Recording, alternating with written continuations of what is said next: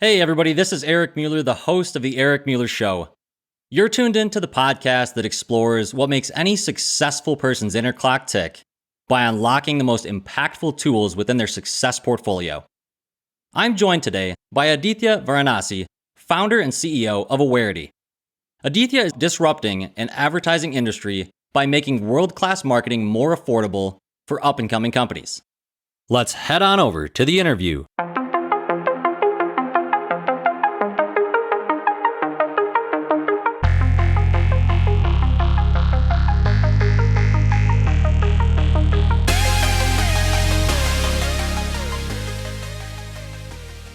Aditya, welcome to the show. Hey, thanks, Eric. I really appreciate you having me on.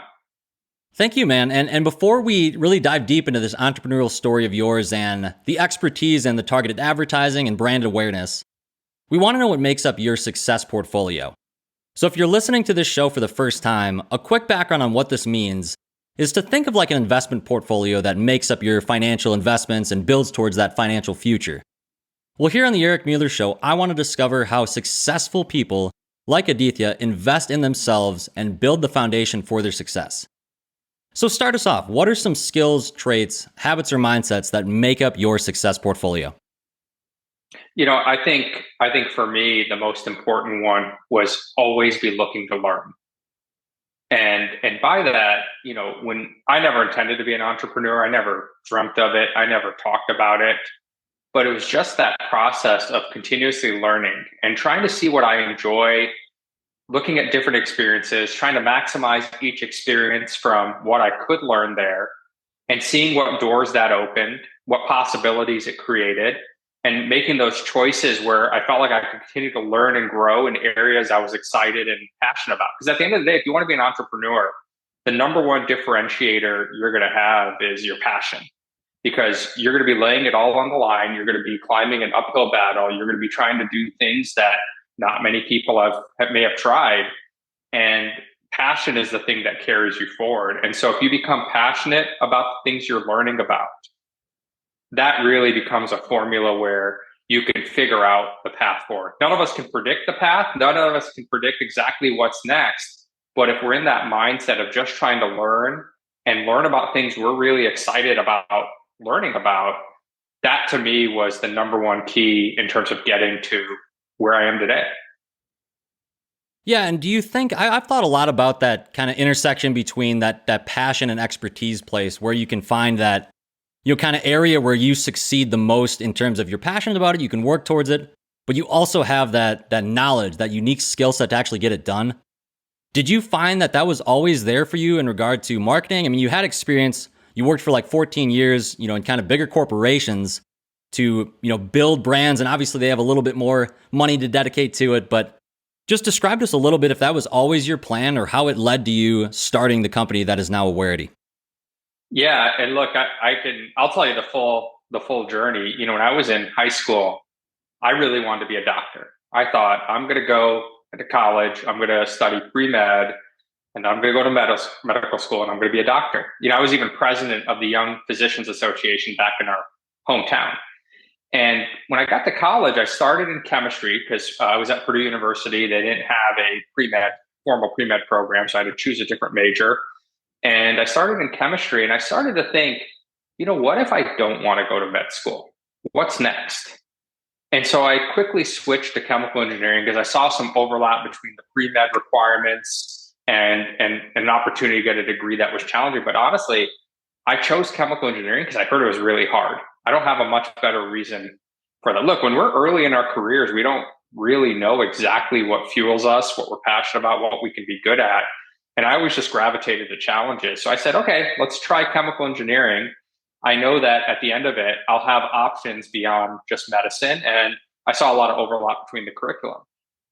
So I graduated with a degree in chemical engineering. I decided probably by my junior year at Purdue that I wasn't interested in going to med school, and took up a job at Frito-Lay. And I had no intention of moving to Dallas. I had never been there, didn't know much about the industry.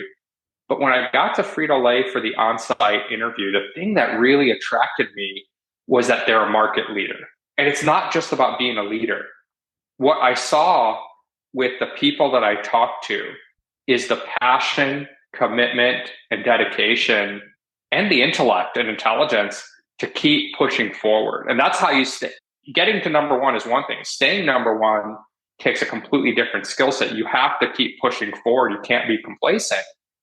And from that experience through the interview process with the Frito-Lay R&D group, what really struck with me is I could really learn here. And for whatever reason, that became like a magnet to where I turned down another job opportunity I thought I was going to take. And I joined Frito-Lay, was working on new product development as an engineer in the R&D group. And that's where I first got exposed to marketing. And as I started working with the brand marketing team on new products, I started to find myself getting really excited about what they're doing. I started asking questions. I started asking questions about how they think about the competition, how they heard that consumer feedback at the focus group, and how that could inform what our strategy with the product. And I found myself wanting to learn more and more about marketing. And I saw that being the intersection of business strategy, product design, consumer strategy, competitive strategy, making sure the economics work. And I thought, this is really fascinating. And I found myself just wanting to learn more and more about each of those areas, so much so that I ended up getting my MBA in marketing. And I think it was just something likely intrinsic. If I find something that's interesting to me, I just want to keep learning about it. I want to learn how it works. I want to learn why it is, that just curiosity. And that's what took me into the path of marketing. Then I got into marketing, and it was the same curiosity. What makes a good ad? What's the difference between a good ad and a bad ad? How do you think about placement, targeting strategy, consumer strategy, going deeper in those areas that ultimately pulled into marketing, but then tying in the whole execution and implementation side of a business? How do you run a brand? How do you look at growing a brand year over year? How do you look at the activity from the previous year, the growth drivers there, and build on those to continue that growth the next year? How do you think about your consumer targets? And I found myself being really fascinated with that, so much so I got into the data side of it in a really big way and started to see patterns on how advertising can actually really move the needle, something I didn't understand before. And during my time there, I got to a point where I thought, hey, I'm not sure corporate America is where I want to be for the long term, but I don't know what else to do. So I just said, I'm going to commit. I was in a pretty good position at the company. So I'm just going to commit to learning and helping the people around me. I said, you know what? And I was somebody very focused on advancement, promotion, making sure I was recognized for the impact I was having. And I said, you know what? There's a lot of factors that go into that I can't necessarily control. And so I'm just going to focus on learning and helping the people around me and be happy that I'm in a job that compensates me well and I get to do some fun stuff.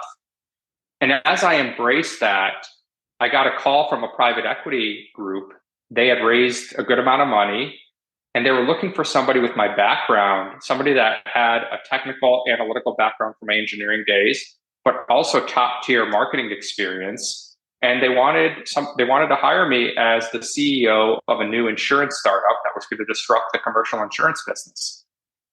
And I thought, hey, this is something different. This seems really exciting. And that was really my foray out of corporate America. Now, I wasn't really the entrepreneur. It wasn't my money. It wasn't my risk. I was an employee of the company, but I learned a lot about entrepreneurship from the guy that I worked for. And it didn't last long. There's a number of reasons why we won't delve into, but long term, it just wasn't the right fit mutually. And they went in a different direction with what they did, even beyond just the insurance startup. But the experience was invaluable for me. And so after I left, I started interviewing at companies, interviewed at some big name companies, some really exciting positions. I couldn't get excited about any of them. And I'm like, what is wrong with me? These are some of the biggest names in the planet. These are some incredibly exciting roles. I can't even get excited about these positions. And I was talking to my best friend from high school. He's my college roommate. And he jokingly said, you know what? We should start a business. And I was actually on site at one of the largest companies in the world interviewing. I was at the hotel. And that's what he said it. And it's like the light went off. You know what? Let's do it. He was just saying it flippantly. And jokingly, and before you knew it, I'd registered a business. We were going to try some things in healthcare consulting. I had some ideas on how to bring kind of that advertising strategy to healthcare to help these healthcare systems reach new patients that they could help. And that's really where the journey started. Yeah, so it wasn't like naturally that you always wanted to do entrepreneurship. You just had that you were chasing and following what was interesting to you and what you wanted to learn more about, and opportunities came to you. I think that's probably a really important thing for people to hear, because I think a lot of people, including myself, get caught up in this sort of timeline that you create for yourself, and you think, I need to be at X milestone by this year and this year and this year, or day and month. And I think that can get kind of overwhelming. And I think it's really inspirational to hear that story from you. While you were an employee, you shared a little bit as far as what you learned, but what would you say is the most impactful thing that you learned while being an employee that has maybe helped you in your entrepreneurial steps today running your company? Yeah, I think the biggest thing, and not to keep repeating it, but it was learning to learn. At Frito-Lay, PepsiCo, I worked with a lot of really, really smart people, whether that was as an engineer on the R&D side or in brand marketing. I worked with some of the best minds in the industry, and going in there and just learning from them and collaborating with them was invaluable. I think where I was at my worst is when I was trying to say, what do I got to do to get to the next level? What do I got to do to get a bigger job? Where I was at my best is where I just said, how do I learn and maximize this opportunity? And look, I think the biggest lesson and conclusion that I had overall is that advancement is not something I control. I quickly learned it's not about what I do.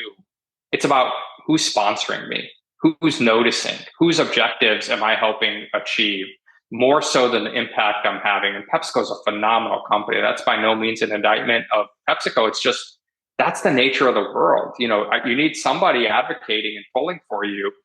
And that's really what mattered more than the output of the work. I know there were times I felt like I knew I was doing things to change the company and I was advancing slower. There were times I was doing stuff that maybe I thought was a little bit more on par and I was advancing faster. And a lot of it was related to circumstances out of my control. So that was a learning, not just in corporate America, but in life. We can control what we put in. We can't always control what comes out of that. And I think as an entrepreneur, that's only magnified. You can't make somebody buy from you. You could put your best foot forward. You could try your best. And if you adapt that mindset of, okay, that didn't work, but what did I learn from it? And how do I apply that to the next time? While at the same time saying, hey, these are some core tenets of what we're doing that I'm going to hold on to because I believe they're very important to the strategy. The ability to know where to adapt and where to hold firm really only comes from experience. And so there's one final piece of advice that ties to exactly what you asked. I spent a year at Capital One while I was getting this business going. Learned a lot there, a lot that's actually applying to our business here. Again, some really sharp people that I was fortunate to have the opportunity to come across. But there was somebody that I worked for, and he said, in life, you just got to run your race. Don't look at what the other person is doing. Run your race. And that's true in corporate America. It's even more true in entrepreneurship. The second that you look at what somebody else is doing and compare where you are versus them or what they've achieved, you've lost, because your race is your race. You never know the sacrifices, trade-offs, compromises, hardships they went through to get to that point. We only know what we see from our vantage point. And if you spend time and energy worrying about that, that's time and energy you're taking away from yourself and your own ability to learn and grow and advance in your career. So those are some of the lessons I learned from corporate America that I think have only amplified in importance as an entrepreneur. Yeah, I think I resonate with a lot of those. I'm sure those of you listening do as well. Thank you so much, Aditya, for sharing that. It kind of leads into another question that I always like asking people, and that's what their definition of success is. So if you can only control that input and you can't necessarily control the output, how you define success can impact, how you perceive happiness and how you perceive fulfillment and achievement. So right now, how do you define success, and how has that maybe changed over time? Whether that was coming from an employee into an entrepreneur or just as a person in general going through your life. I feel success isn't what you achieve, it's how you achieve. And you can become a billionaire But if you harm a lot of people along the way, I don't know that I would view that as success. And so when you go back to what you can control, how you can achieve, look, at the end of the day, we all have base needs. We need a certain amount of income to be able to have food, shelter, safety, security, healthcare, the necessities in life. And there's no doubt having that's important. There's no doubt that when you achieve a certain stature in life, you want to be able to maintain that because you've gotten used to certain things. There's no doubt those things are important. But I think keeping a focus on doing right by other people, doing right by your team. Every decision I make at Awarity, I put it through three filters. The first question I ask is it good for our clients? The second question I ask is it good for our team? And then the third is I say, is it sustainable and good for our business? And if it passes all three, then it's usually worth doing. And if it doesn't pass one of the three, we have to ask some more questions about how that works. And what that's open, not that I did it for these reasons, but what that's opened is when I needed help, when we were facing hardship as a business, there were partners that stepped up and were there to help because they know we always try to do right by them. I always was straight and honest with them about the challenge we're facing. I didn't try to hide it. I didn't try to mislead them. If they asked a question about something that was tough that I didn't want to answer, I still answered it right away, directly and honestly. And it doesn't always work this way, but I'm very fortunate that our partners were there to help us when we needed it. And it became a true partnership. So that to me is success, is that we have people around us that will help us and support us, because no entrepreneur achieves anything alone. It's that community around you. That's your team. It's your partners. It's your strategic partners. It's your customers. It's your community. It's all those things have to come together to ultimately achieve something in business. And so if you're focused on how you're bringing others along and doing it the right way, you're much more likely to organically enlist that support. And I could say to Awarity wouldn't be where it is today without a community of people behind it. Yeah, I think it really brings up an important piece of elevating those around you. And that's like, if you want to get better, surround yourself with people that are also trying to achieve and get better. And you can build each other up and, kind of from the competitive, not watching, focusing on your own race, not watching other people's.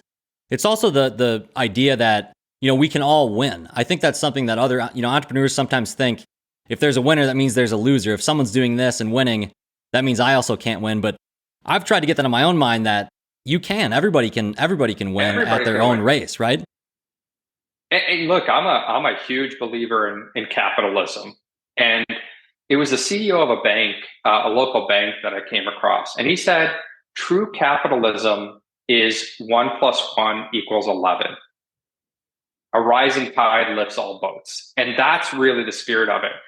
The people that we look at, the people that maybe get looked down upon in the news or otherwise, are people that view it as a zero-sum game. They view it as I win, you lose. And look, there's no doubt there are competitive activities in business. There's market share. Sometimes there's limited market share. There are challenges. But if you're focused on doing right by everybody, you're finding ways to create value. And capitalism creates value. And when you create value, that value isn't just for the business creating it. It's for its customers. It's for its partners. It's for its community. Yeah, that's great. I really think that if you listen back to this, if you need to hear it again, I think do that, because I think you should leave this segment kind of feeling uplifted, feeling motivated, feeling inspired to succeed in your own race. And if that's entrepreneurship, if that's just doing the best you can in your current job, I think living in the present moment, that's something I also struggle with. I tend to think forward, or I tend to think back. It's sometimes I have to rein myself in and think, let's just focus on today. What can we do today to win this as today? And yeah. I'm wondering, Aditya, in your experience, both as an employee and now, as an entrepreneur, have you found that, winning the day, has that become easier? Has that become harder? Has it stayed the same? Do you find that you're living, a more fulfilling life as an entrepreneur versus an employee? Trying to get this out to see if there's people out there that they might be teetering on whether they want to jump into entrepreneurship, but they're maybe curious about, the sacrifices they may have to make, or, maybe they're married with a family, maybe they're not. You're just kind of that audience, thinking about it. Maybe I'll offer a little bit of advice based on your experience. Yeah.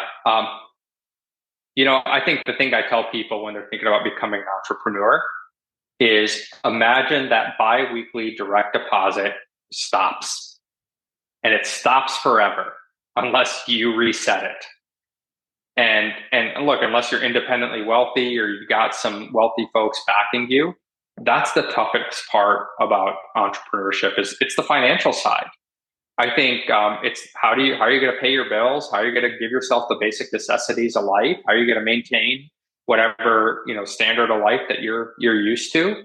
How are you going to do that without giving that up? And that's hard. That's really hard, and it's not for the faint of heart. I used to have this notion that, hey, when we pass a certain threshold, it's going to get easier. It's not. That was my lesson. We passed thresholds that I thought, oh, it's going to get easier.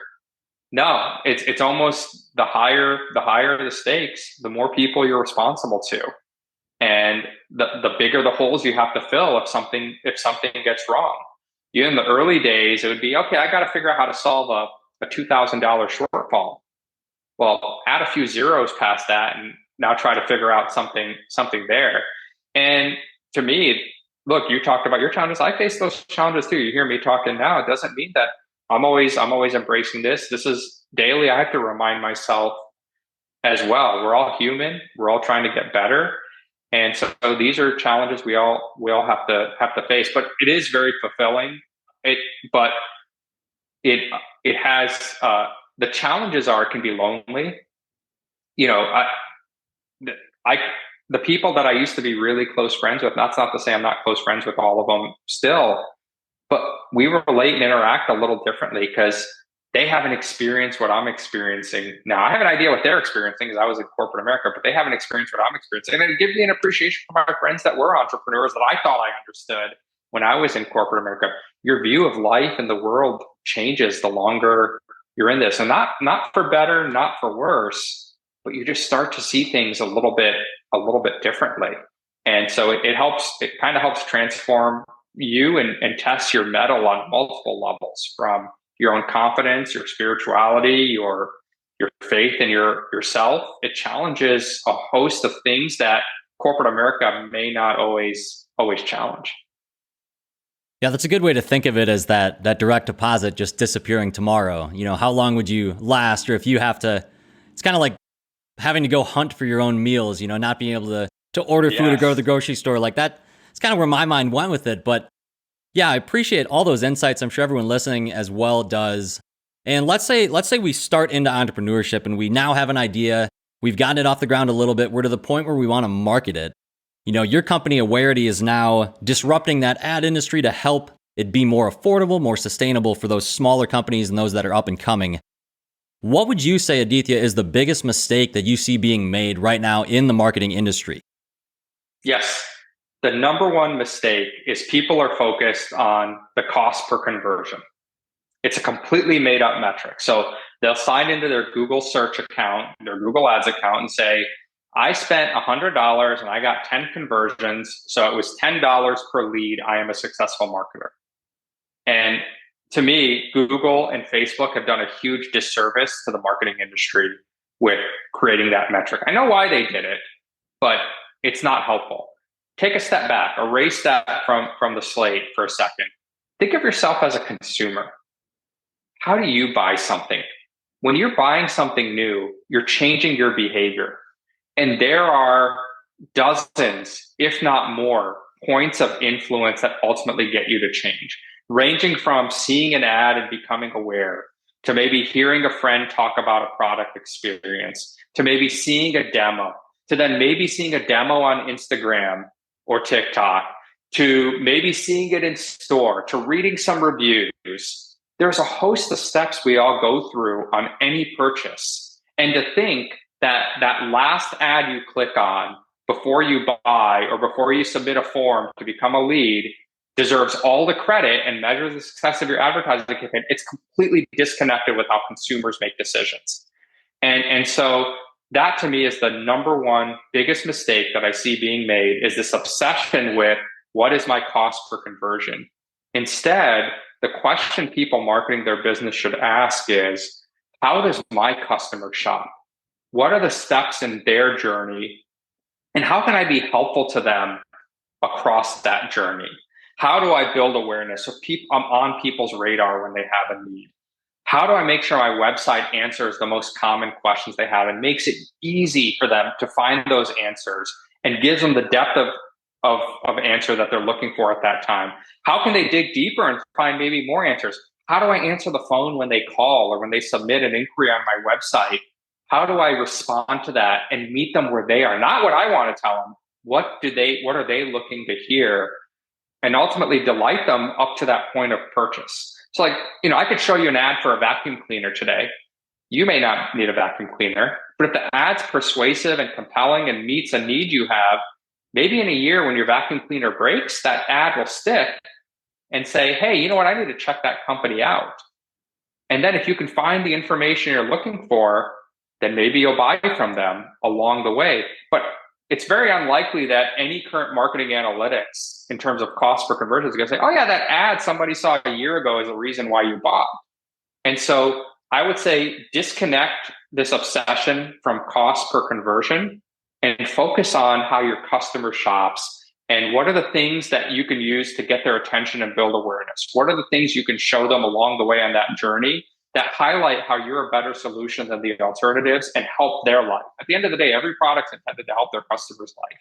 How are you helping their life and showcasing that in an easy to understand format, and then being available and present on the key channels they look at when they're ready to buy? That to me is limiting growth of a lot of businesses, is this obsession with the finish line. Yeah, I think there's a lot to unpack there. Honestly, I think that's a really good point that I think of even the ads that I've seen recently and have not purchased at that point. I maybe have purchased without clicking through an ad the next time. So it's like I may have just saved the website.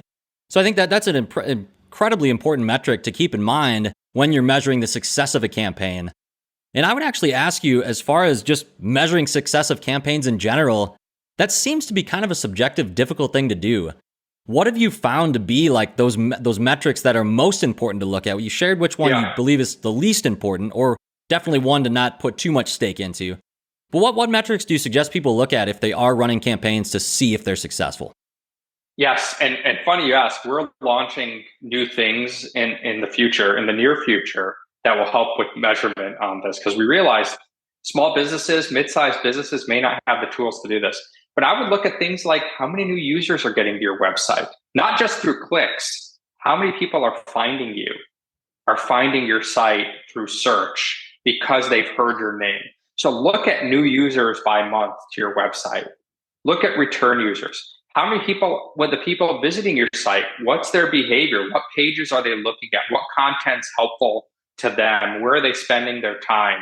Those are new metrics. You can look at and create a spreadsheet of all your marketing activities and look at how many leads did you get.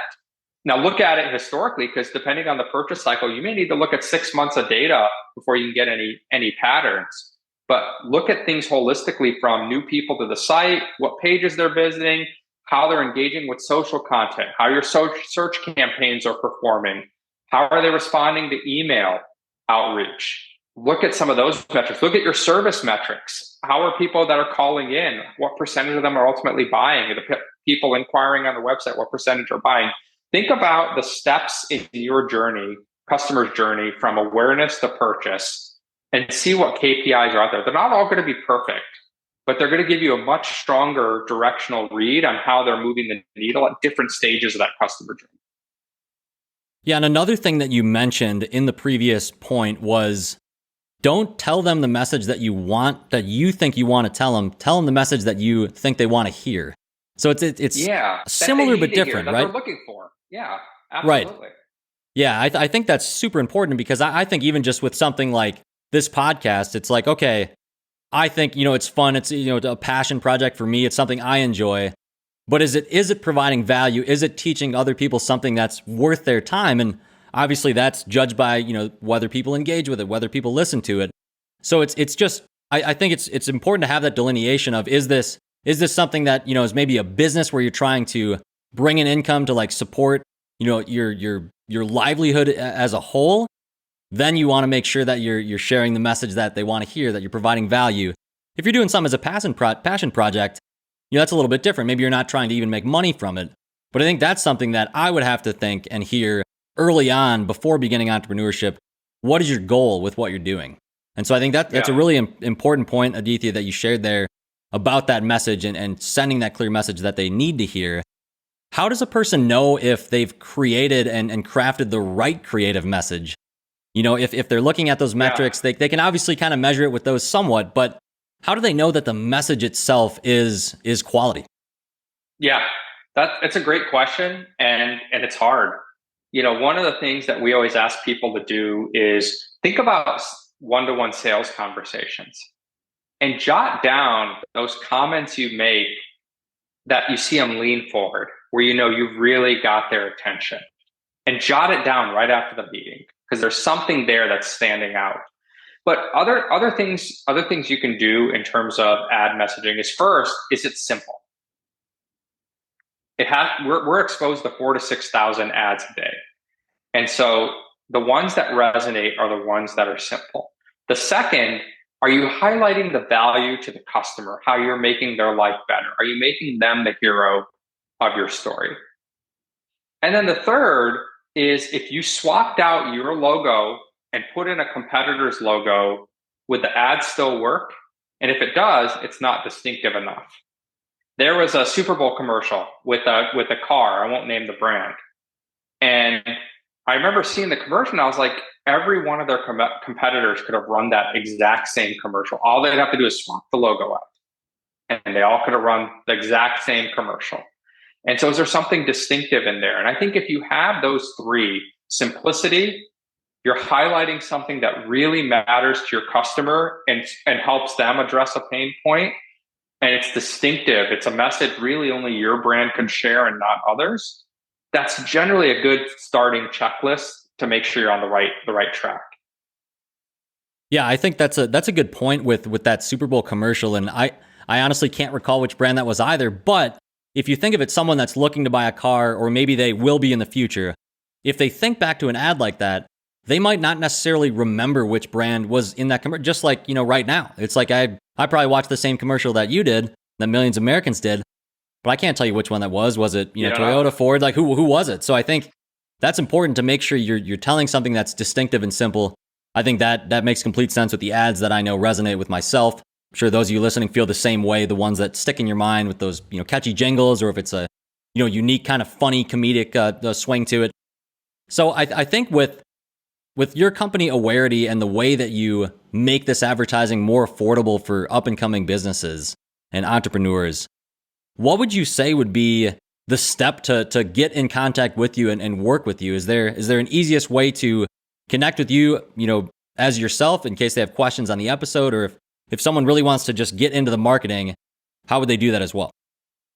So I think there's two things. One, you could visit awarity.com and request a demo, and somebody on the team will walk you through the platform and talk to you about how we could help your business.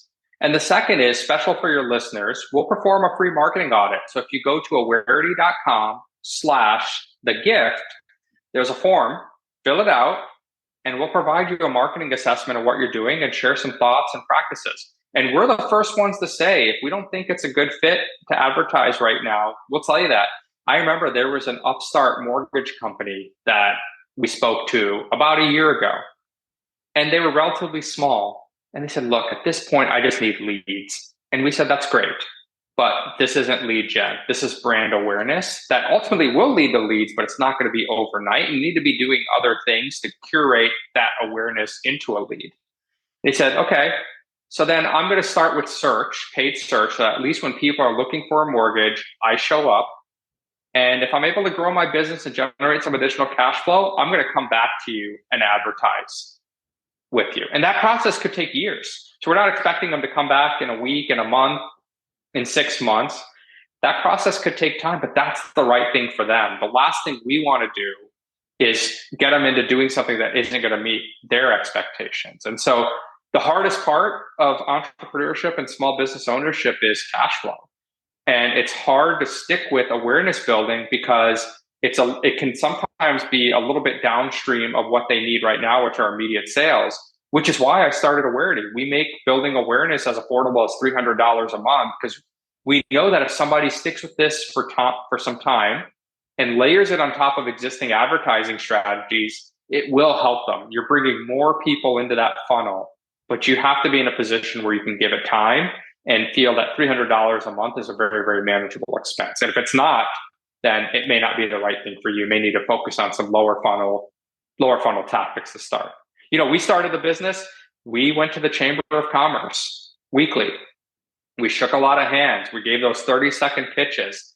That's how we started. We didn't start by advertising. We started by meeting people, building one-to-one relationships. Once we got to a certain point, we layered in some search, and we just layered our advertising strategy as well the same way. Yeah, that's perfect. I'll make sure to tag that link in the show notes there for that gift for those of you listening to connect that for that free basically consultation call. I think that's extremely helpful to have. And Aditya, I have one final question for you as you wind this interview down. And it's kind of broad, but why does it seem like it's easier for big companies to advertise compared with smaller businesses or entrepreneurs that are just starting out and up and coming? Aside maybe from the entirely that monetary piece, because that ad spend's obviously higher for bigger corporations. But in your opinion, why does it seem like it's easier for them versus smaller businesses? So I think it's a couple of things. I think one, those bigger companies, to get to that scale, they have a mature sales and marketing process. They have a track record. They know the different things that have to happen. It's easy for them to forecast next year's sales. When you're a small business, you're generally building that process as you're going. When you're an entrepreneur, you're building that process as you're going, and you don't always know where the weak links are. These big companies have been engineering that process for decades. And they've identified and optimized so many of those weak links. It doesn't mean they can't get better, but it makes it more efficient when they throw ad dollars. They've got a system behind those ad dollars to curate that awareness into new customers. Small businesses are trying to do both. They're trying to solve the friction points while at the same time keep that top of funnel going. The second is they have a baseline. They've been doing things for years. They have data on all the things they've been doing for years. And it's easy to iterate on a 20-year baseline of learnings versus trying to figure out what's going to work next on a 3-year baseline of learnings. Yeah, I think that's important because so many companies, when they're up and coming, they're obviously in such a high growth stage where they're probably just trying to figure out their own message maybe at that point. And it's like, if you don't truly understand your own message or where you fit into the market, it's going to be really hard to share that. A piece that I think of is that you could take a terrible idea and market it wonderfully, and that's still not going to make you any money. So it's like, you don't want to market something like crazy if it's not going to be right for the market itself at the first place. So Aditya Varanasi, I cannot thank you enough for being on the podcast, sharing these insights. We'll tag everything in the show notes as far as how to get in contact with you and your business. And we really we're looking forward to following your journey, and we're excited for what you're doing at Awarity to help up and coming entrepreneurs be able to market and advertise effectively. So thank you for your time, sir. Yeah, thanks for having me on. Thank you all for listening.